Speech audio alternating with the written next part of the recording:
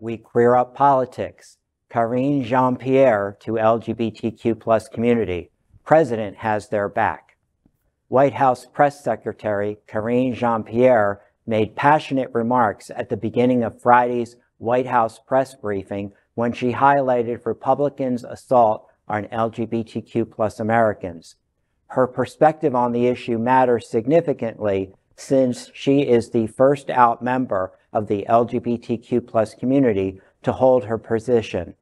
Jean-Pierre said, quote, "I just want to take a step back a moment and really call out the shameful, hateful, and dangerous attacks that we have been seeing on the LGBTQI community as we've seen this past week and also last week," end quote.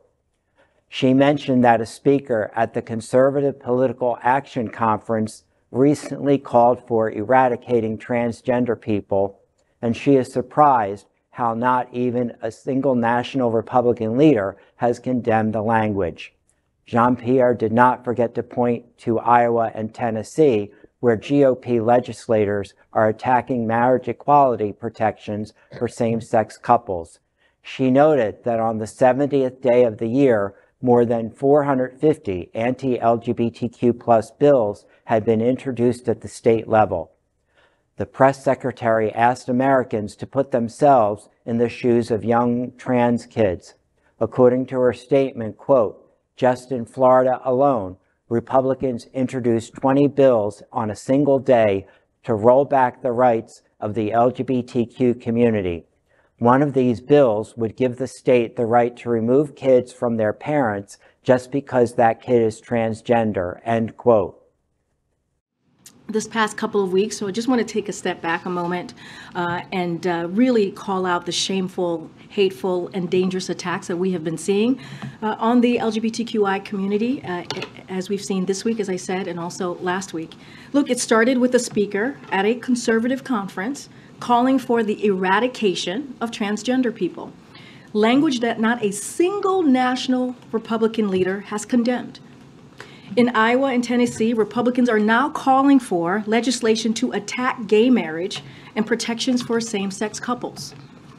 In Florida, just Florida alone, Republicans introduced 20 bills on a single day to roll back the rights of LGBTQ community. One of those bills would give the state the right to remove kids from their parents just because that kid is transgender.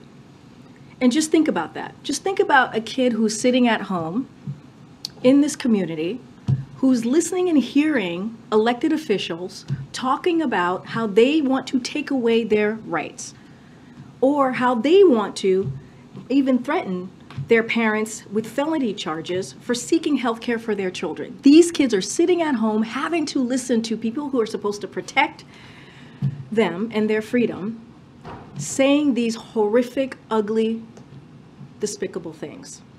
So far this year, we have seen more than 450 anti-LGBTQ bills introduced at the state level. You've heard me say that before, amounting to a record number of anti-LGBTQ bills in our country's history. Guys, today is day 70.